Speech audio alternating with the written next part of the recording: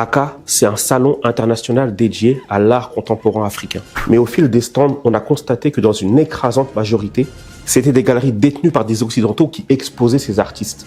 Mais qui est réellement au sommet de la pyramide? On obtient les mêmes résultats pour la majorité des galeries parisiennes dont le fonds de commerce repose sur ces artistes noirs. Mais heureusement, il existe d'autres événements qui sont portés par des Noirs. On pense notamment à Giants, qu'ont lancé Alicia Keys et Swiss Beats, ou encore aux actions menées par la galerie Art Melanated, nom qui à lui seul résume leur démarche. Ce nom renvoie à la peinture abstraite de Fénixa César intitulée Mélanie. Cette œuvre est une thérapie qui nous invite à dépasser nos blessures profondes et à faire jaillir la lumière qui sommeille en chacun de nous. Et ici, les couleurs rouge, noir et vert du drapeau panafricain de Marcus Garvey nous créent une véritable faille temporelle.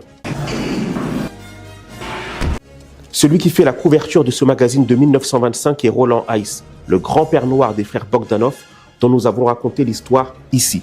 Et s'ils ont titré Harlem Mecca of the New Negro, c'est parce que dans ce quartier, des Africains-Américains et des Caribéens créeront le premier mouvement noir d'art moderne. Mais il manquait encore l'élément fondateur, et ce sera la première grande comédie musicale aussi bien écrite, interprétée que produite par des Noirs.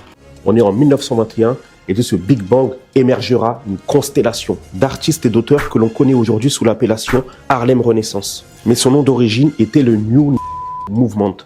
Et il vient d'un livre, The New publié en 1925 par un philosophe diplômé d'Harvard, Alain Locke. Cette compilation d'auteurs célèbre l'avènement d'un nouveau noir. Locke encouragera les artistes à puiser dans l'esthétique africaine pour représenter le sujet noir moderne. Augusta Savage donnera forme à l'hymne national noir dans une sculpture monumentale de 5 mètres avant que son œuvre ne soit détruite. Aaron Douglas représentera un leader qui pointe le doigt vers Washington pour s'emparer du pouvoir. Lois Mailou Jones va même remonter jusqu'en Égypte antique bien avant la naissance de Cheikh Anta Diop. Les œuvres étaient exposées chez des galeristes comme Edna Powell Gale, mais tous ne vivaient pas de leur art. Heureusement, ils pouvaient compter sur le soutien de figures majeures comme Alelia Walker, dont Netflix a complètement dénaturé le personnage. Casper Holstein, le gangster le plus généreux de l'histoire, dont vous retrouverez la biographie ici.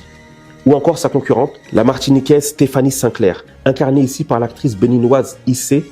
Madame Sinclair, c'est celle qui a formé au business un certain Bumpy Johnson. On dit généralement que nous avons 20 ans de retard sur l'Amérique. Mais lorsqu'on examine le New Movement, c'est carrément un siècle de retard. C'est pourquoi nous avons mis en place tout un écosystème où chaque artiste noir pourra exprimer son plein potentiel, gagner en visibilité et voir enfin son nom émerger. Si toi aussi tu veux t'ouvrir le champ des possibles, commente Movement. 2026, c'est l'année où il nous faudra rayonner individuellement pour bâtir collectivement.